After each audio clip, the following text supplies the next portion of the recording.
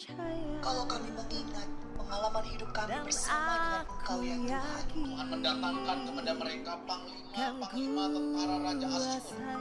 Tuhan perlu memakai megafon supaya kita dapat menyendengkan telinga kita.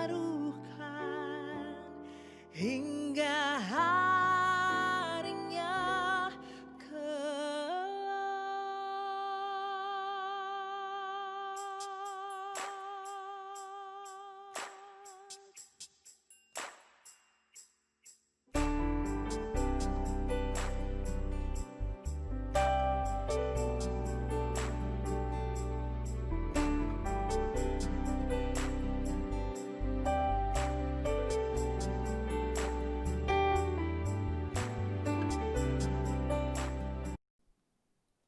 Shalom teman-teman, selamat pagi, selamat hari Minggu. Semoga-moga kalian semua baik-baik saja dalam perlindungan Tuhan. Mari kita akan memulai kebaktian online kita pada hari ini dengan menenangkan hati kita sejenak dengan bersaat teduh. Mari bersaat teduh.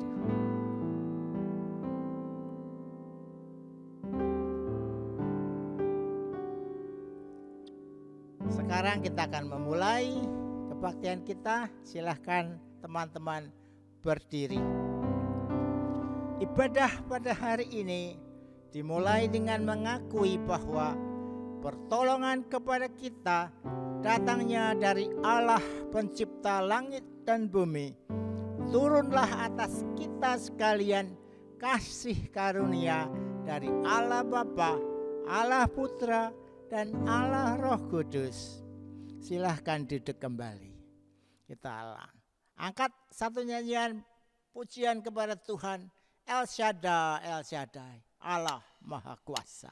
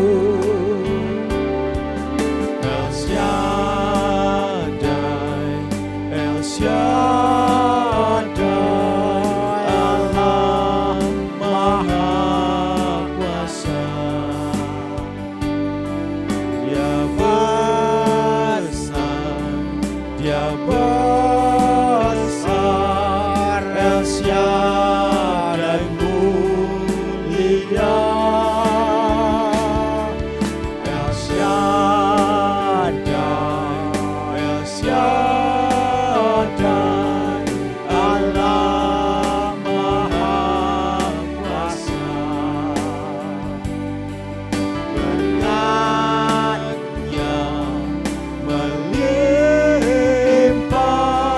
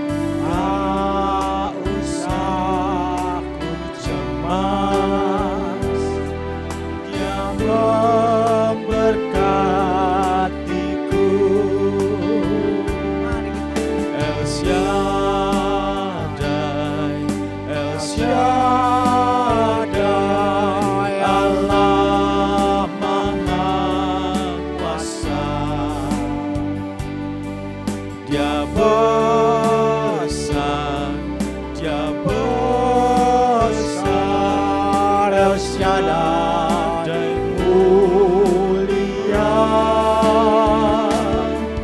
El Shaddai, El Shaddai, Allah Maha Kuasa. Berkatnya melimpah, berkatnya melimpah. El Shaddai, El Shaddai, El Shaddai, Allah Maha Kuasa. Dia besar, Dia besar, El Shaddai mulia, El Shaddai, El Shaddai, Allah Maha Kuasa. Berkatnya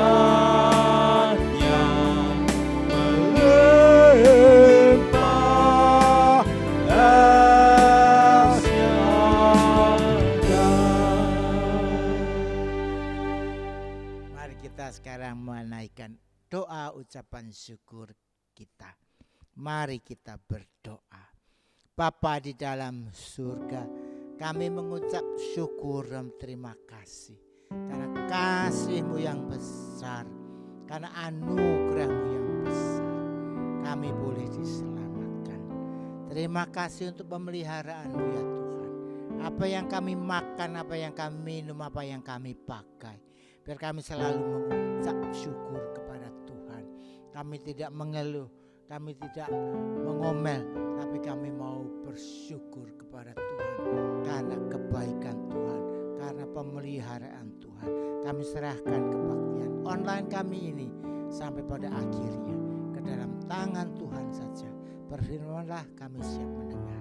Demi nama Tuhan Yesus Kristus kami sudah berdoa. Amin.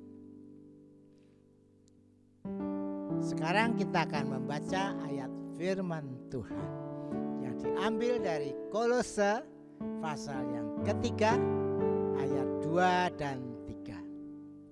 Demikianlah firman Tuhan. Pikirkanlah perkara yang di atas, bukan yang di bumi. Sebab kamu telah mati dan hidupmu tersembunyi bersama dengan Kristus di dalam Allah. Anak-anak, teman-teman tetap berdiri. Kita nyanyikan lagu yang kedua, lagu yang ceria. Mari kita bertepuk tangan. Ku cinta keluarga Tuhan.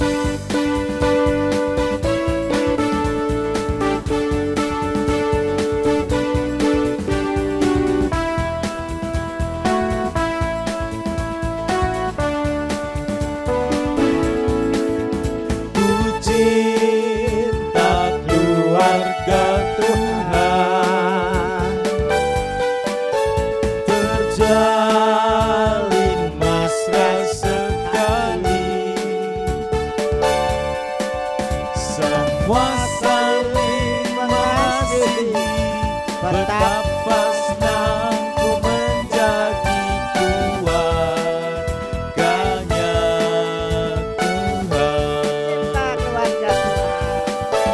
Ku cinta keluarga Tuhan.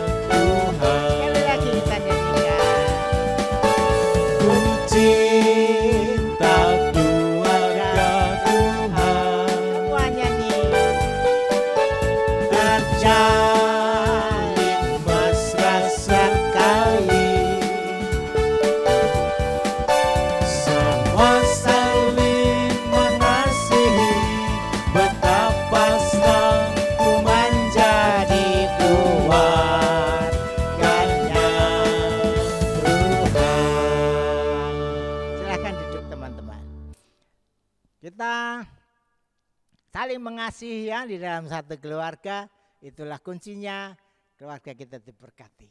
Sekarang mari kita siapkan hati kita untuk mendengar firman Tuhan.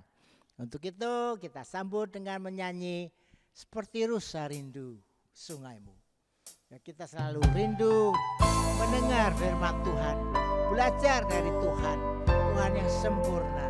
Kita akan ikuti jejaknya.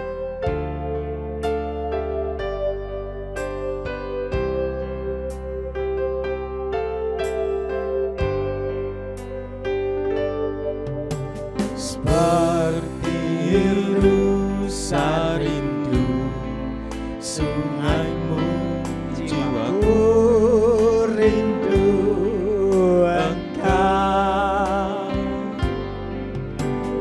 Kaulah Tuhan hasrat hatiku, ku rindu menyembahmu. Engkau kekuatan, Engkau kekuatan dan perisaiku, kepadamu rohku berserah. Kaulah Tuhan hasrat hatiku, ku rindu menyembahmu. Yesus, Yesus. Yesus, Yesus, Kau berarti bagiku. Yesus, Yesus, Kau segalanya bagiku. Seperti rusa rindu Seperti rusa rindu sungaimu, jiwaku rindu Engkau. Kaulah Tuhan hasrat hatiku, ku rindu menyembahmu.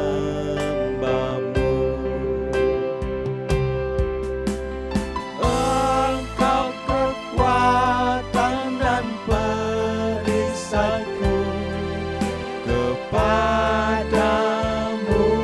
rohku berserah. Kaulah Tuhan hasrat hatiku, ku rindu menyembahmu.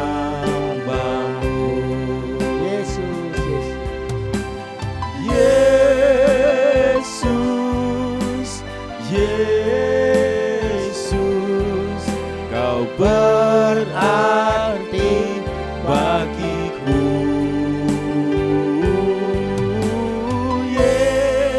Yesus, Yesus, Kau segalanya bagiku. Mari sekarang kita mendengarkan firman Tuhan.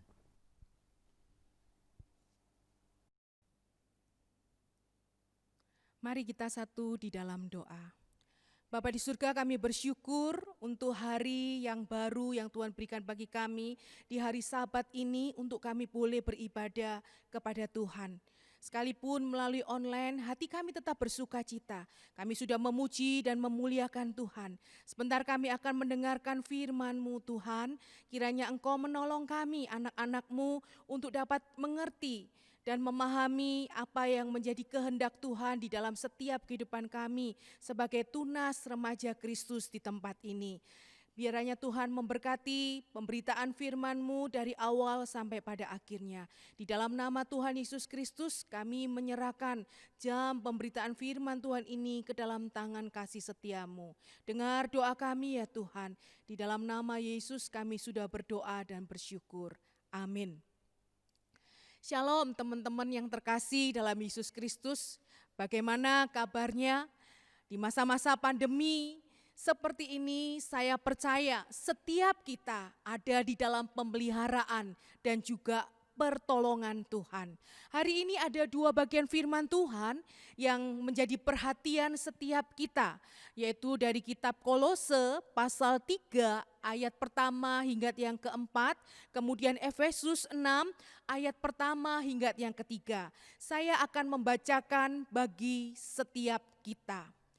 Karena itu, kalau kamu dibangkitkan bersama dengan Kristus, carilah perkara yang di atas, di mana Kristus ada, duduk di sebelah kanan Allah. Pikirkanlah perkara yang di atas, bukan yang di bumi. Sebab kamu telah mati dan hidupmu tersembunyi bersama dengan Kristus di dalam Allah. Apabila Kristus yang adalah hidup kita menyatakan diri kelak, kamu pun akan menyatakan diri bersama dengan Dia dalam kemuliaan. Efesus 6 ayat pertama hingga yang ketiga berbunyi demikian. Hai anak-anak, taatilah orang tuamu di dalam Tuhan, karena haruslah demikian. Hormatilah ayahmu dan ibumu. Ini suatu perintah yang penting, seperti yang nyata dari janji ini, supaya kamu berbahagia dan panjang umurmu di bumi. Teman-teman, dalam video ini mengisahkan, kita dapat melihat bagaimana seorang ayah yang dengan berat hati untuk melepas kepergian anak gadisnya. Seorang ayah yang memiliki cacat fisik, yaitu bisu. Dan di usianya yang sudah tua itu tentunya ayah ini membutuhkan anaknya untuk ada di sampingnya. Tetapi anak gadisnya ini memutuskan untuk dia pergi meninggalkannya. Terkadang di dalam hidup ini kita menghadapi kenyataan yang ada tidak seperti yang kita harapkan. Termasuk kenyataan orang tua kita. Tidak seperti yang kita harapkan. Misalnya orang tua kita itu pelit. Tidak selalu memberikan apa yang kita minta. Orang tua kita itu kolot, kuno, tidak gaul. Orang tua kita itu jelek. Orang tua kita itu terlalu banyak mengatur diri kita. Enggak boleh ini, enggak boleh itu, dan banyak sekali memberikan larangan. Orang tua kita itu belum percaya kepada Kristus. Orang tua kita itu tidak kaya dan sebagainya. Ketika kenyataannya kita memiliki orang tua yang seperti itu, apakah kita menjadi sama seperti orang lain? Tidak mau lagi mempedulikan orang tua kita. Padahal kita ini adalah anak-anak Tuhan yang seharusnya hidup berpusatkan pada Kristus. Apa sih maksudnya hidup berpusatkan pada Kristus? Seperti yang telah Paulus nasihatkan kepada jemaat Kolose, Paulus mengingatkan mereka bahwa mereka adalah orang-orang yang telah dihidupkan kembali. Orang-orang yang telah dilahirkan kembali melalui kematian dan kebangkitan Kristus. Hidup mereka memang sudah tidak ada di bawah hukum Taurat. Tetapi bukan berarti mereka memiliki kehidupan yang bebas. Kehidupan yang semau-mau gue, tidak. Justru teman-teman di bagian ini Paulus mengingatkan dan mendorong jemaat Kolose itu untuk mengarahkan hati mereka ke surga dan juga menjauhkan hati mereka dari dunia ini. Dengan kata lain, jemaat Kolose harus memiliki hidup yang berpusat pada Kristus, yaitu hidup yang mengutamakan dan mementingkan apa yang Tuhan perintahkan serta menyenangkan hati Tuhan. Itulah hidup yang berpusat pada Kristus. Teman-teman, bukankah setiap kita ini juga merupakan orang-orang yang telah dilahirkan kembali oleh kematian dan kebangkitan Yesus Kristus? Kalau begitu, bagaimana sih sikap kita ini seharusnya sebagai tunas remaja yang berpusatkan pada Kristus di tengah-tengah kenyataan keluarga yang tidak seperti kita harapkan? Yang pertama, kita harus memiliki sikap yang menghormati orang tua. Paulus memberikan nasihatnya kepada anak-anak yang ada di dalam jemaat Efesus. Ketika Paulus memberikan nasihatnya ini, ia mengutip dari 10 hukum Allah, yaitu yang terdapat di dalam kitab Keluaran 20 ayat yang ke-12, dikatakan, hormatilah ayahmu dan ibumu, supaya lanjut umurmu di tanah yang diberikan Tuhan Allahmu kepadamu. Dan kitab Ulangan 5 ayat yang ke-16 berbunyi, hormatilah ayahmu dan ibumu, seperti yang diperintahkan kepadamu oleh Tuhan Allahmu, supaya lanjut umurmu dan baik keadaanmu di tanah yang diberikan Tuhan Allahmu kepadamu. Teman-teman, hal ini membuktikan bahwa menghormati orang tua itu adalah perintah dari Allah, bukan dari pribadi Paulus. Oleh sebab itu Paulus sangat menegaskan hal ini kepada anak-anak jemaat Efesus, supaya mereka sungguh-sungguh memperhatikan dan perintah ini dan melakukannya di dalam hidup keseharian mereka. Teman-teman, menghormati orang tua adalah suatu perintah yang penting. Tidak dapat ditawar lagi, melainkan harus dilakukan oleh setiap anak-anak dalam keluarga Kristen. Mengapa sih sebagai anak dalam keluarga Kristen kita ini diwajibkan untuk menghormati orang tua kita? Karena mereka itu adalah orang yang telah melahirkan kita, membesarkan kita dan mendidik kita. Mereka itu adalah wakil Allah bagi kita di dalam dunia ini. Mereka itu juga termasuk sesama kita, sehingga kita harus mengasihi mereka. Karena tidak mungkin kita bisa mengasihi Allah jika kita tidak mengasihi sesama kita.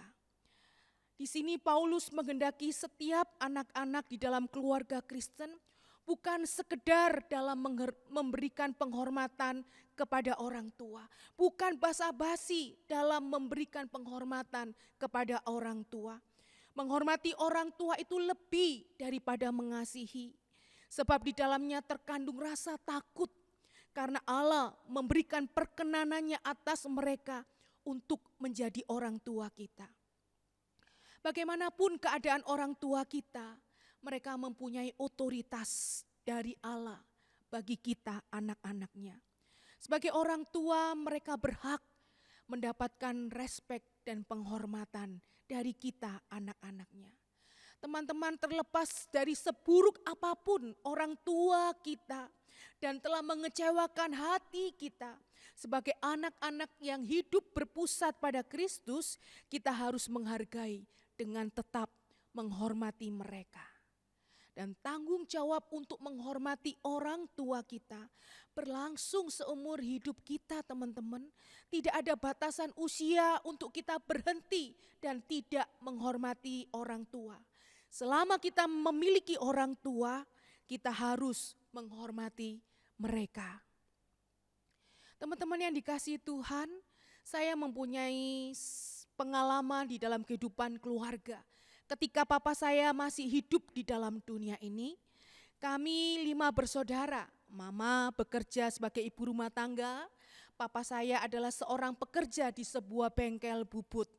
Nah, suatu hari kami mendapatkan kabar bahwa papa kami mengalami musibah kebakaran karena terjadi ledakan gas LPG. Kondisi papa kami paling parah, dari seluruh tubuhnya terbakar dan hitam legam, dan hanya terlihat garis putih, yaitu kedua matanya yang sangat kecil itu. Teman-teman, hanya anugerah Tuhan sehingga apa yang terjadi dan dialami papa kami dalam kondisi yang demikian, papa mendapatkan perawatan secara intensif di rumah sakit selama 3 bulan. Dan kemudian hanya anugerah Tuhan, papa kami mendapatkan progres pemulihan demi pemulihan. Dan akhirnya papa boleh diizinkan untuk pulang ke rumah. Teman-teman, kondisi fisik papa kami mengalami perubahan drastis. Seluruh kulitnya itu belang-belang, bagian kepalanya mengecil, wajahnya, telinganya juga mengecil. Kedua tangan dan jari-jarinya yang sudah berubah bentuknya. Begitu juga cara papa kami berjalan. Tidak seperti biasanya, tapi agak membongkok. Teman-teman, perubahan fisik yang terjadi pada papa tidak membuat kami anak-anaknya menjadi malu. Karena cacat fisik yang terjadi dalam kehidupan Papa setelah mengalami kebakaran.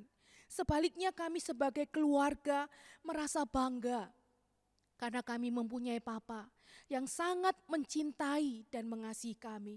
Sehingga Papa kami bekerja dengan begitu giatnya dan juga berjuang untuk dapat memberikan nafkah bagi keluarganya. Kami tetap menghormati Papa bagaimanapun keadaan Papa pada waktu itu. Jadi teman-teman yang dikasihi Tuhan, menghormati orang tua adalah sikap hidup dari setiap anak Tuhan yang berpusat pada Kristus dan harus dilakukan dengan kesungguhan hati dan dengan ketulusan. Ayo teman-teman, kita mulai belajar menghormati orang tua kita. Apapun keadaan mereka, meskipun mereka tidak seperti yang kita harapkan, kita tidak lagi berkata kasar kepada mereka.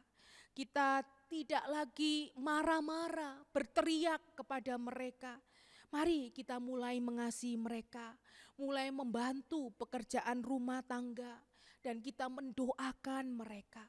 Terlebih di masa pandemi seperti ini, orang tua kita banyak bergumul teman-teman untuk pekerjaannya, memikirkan bagaimana mereka bisa memenuhi kebutuhan ekonomi keluarga dari hari ke hari dan sebagainya.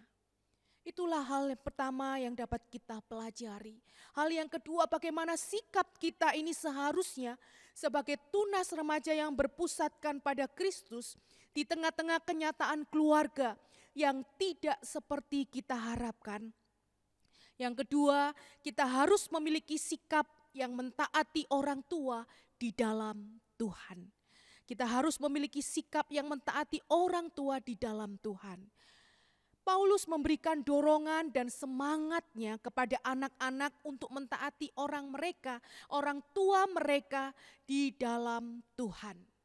Kata mentaati di sini mempunyai arti menyerahkan diri, mengikuti, menerima, mendengarkan, tunduk kepada.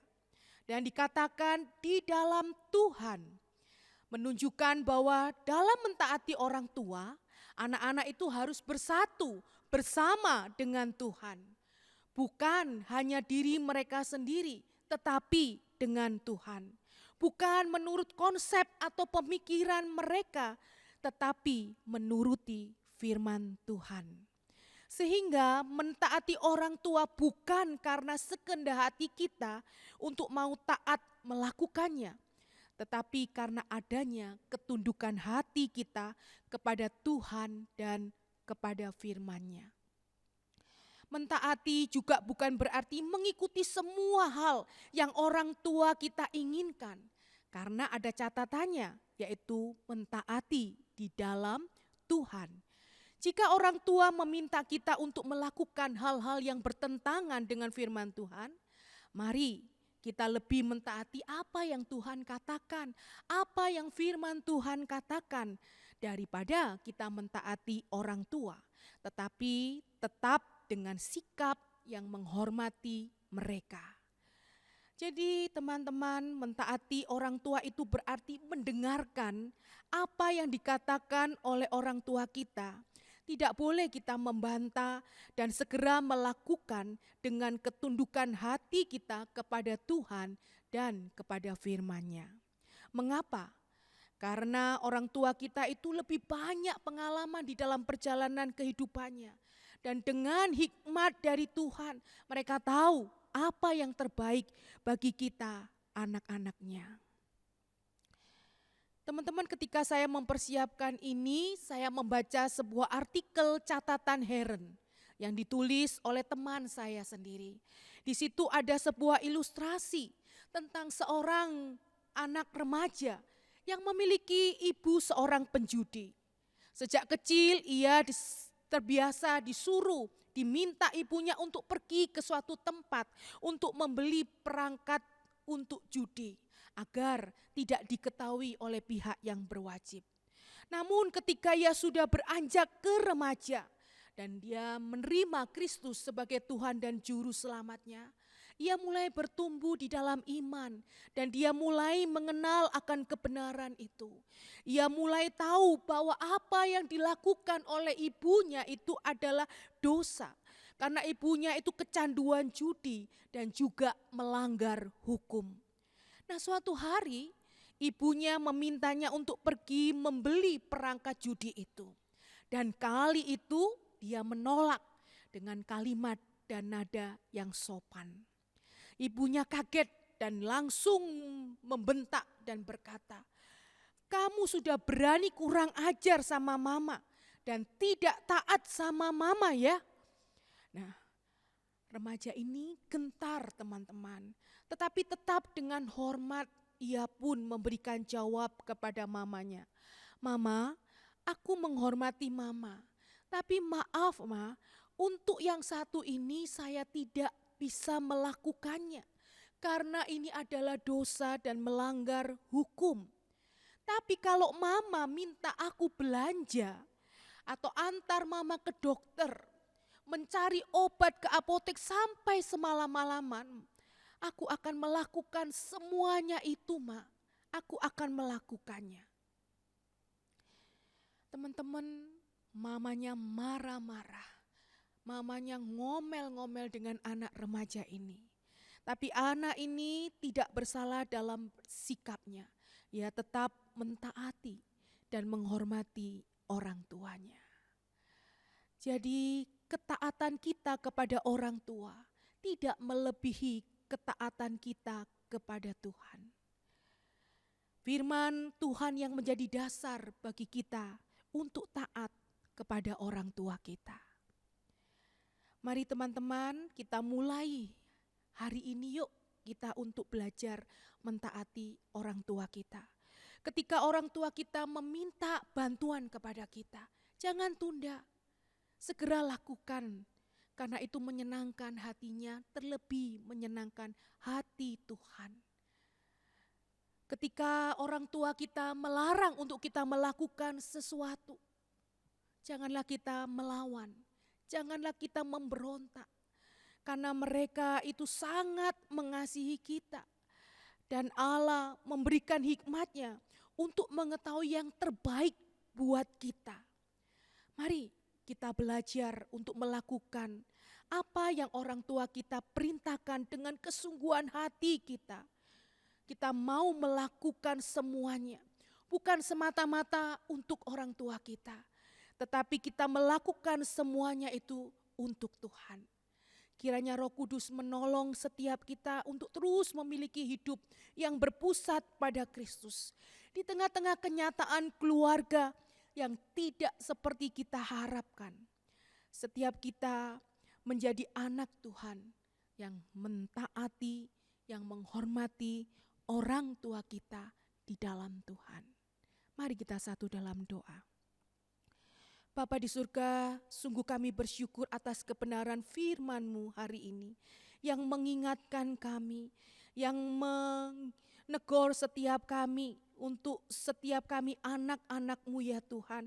Sudahkah kami memiliki sikap yang menghormati dan mentaati firman Tuhan dengan menghormati orang tua kami? Tuhan, kiranya Tuhan yang menolong setiap anak-anak tunas remaja di tempat ini. Engkau yang memberkati mereka untuk sungguh-sungguh memiliki ketundukan, ketaatan di dalam Engkau ya Tuhan. Sehingga itu boleh mereka cerminkan di dalam kehidupan mereka sehari-hari untuk mengasihi orang tua mereka, mendoakan orang tua mereka. Berkati setiap anak-anak tunas remaja di tempat ini, berkati keluarga mereka masing-masing untuk mereka boleh tetap mengandalkan Tuhan dan menyerahkan seluruh hidup mereka kepada Tuhan. Terlebih mereka memiliki kehidupan yang berpusat kepada Kristus. Terima kasih ya Tuhan, sekali lagi kami menyerahkan setiap tunas remaja di tempat ini. Berkati juga studi mereka, Tuhan yang terus menolong pertumbuhan iman percaya mereka. Inilah doa kami ya Tuhan, di dalam nama Tuhan Yesus Kristus kami sudah berdoa dan bersyukur. Amin. Mari teman-teman kita bangkit berdiri, kita akan menaikkan pujian Bapa terima kasih.